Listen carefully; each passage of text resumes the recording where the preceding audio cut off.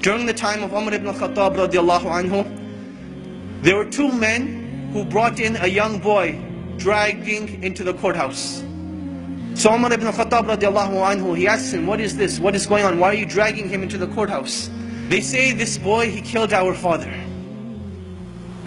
Umar ibn Khattab, he asks him, did you really kill their father? The boy says, yes, I did kill their father, but it was by accident. My camel, it used to tread on their property.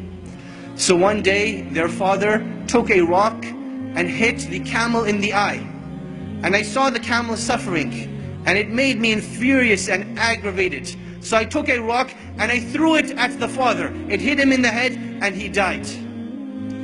So Umar ibn Khattab radiallahu anhu, he asks the two brothers, will you forgive this young boy for this accident? They say, no, we want qisas, we want retribution.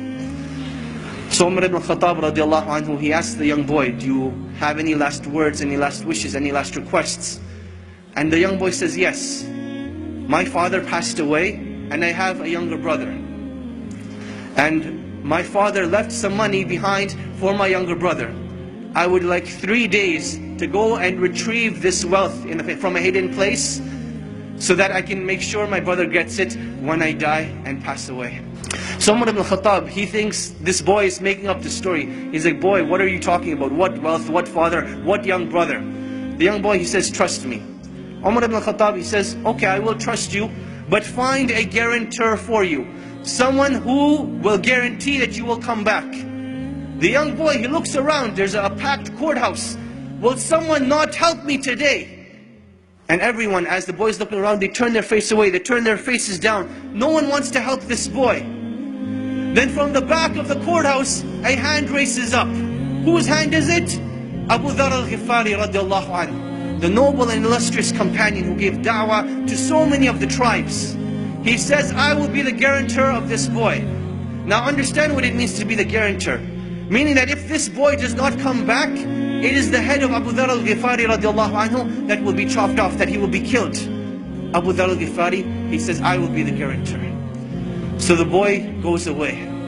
The first day goes by, the boy is nowhere to be seen. The second day goes by, the boy is still nowhere to be seen. Asr time comes on the third day.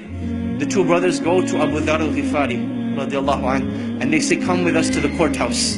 It is time. Abu Dhar al-Ghifari radiallahu anhu says, I will come to the courthouse, but the day does not end until Maghrib. So now Abu Dhar al-Ghifari is walking through Medina with these two brothers. They're going to the courthouse. And the people of Medina are following behind them, all getting to the courthouse to see what is going to happen. It is now the talk of the town. You can imagine, minutes are going by, the courthouse is filling up, the anxiety is building up. Will Abu Dhar al-Ghifari have his life sacrificed for the mistake of a boy? And literally minutes before the adhan of Salat al-Maghrib, the boy rushes in. People are now shouting, they're happy, they're wondering what's going to happen, will everyone be forgiven, will everyone be happy, what's going to happen? So the boy comes in, the adhan for Maghrib hasn't gone. Umar ibn Khattab radiallahu anhu, he asks the boy, oh boy, why did you come back? I did not send a spy behind you, I did not send anyone to follow you. What made you come back? He said that I did not want anyone to say that a Muslim gave his word and did not fulfill it. So I came back. Umar ibn Khattab, he turns to Abu Dhar and he says, oh Abu Dhar, what made you want to be the guarantor of this boy?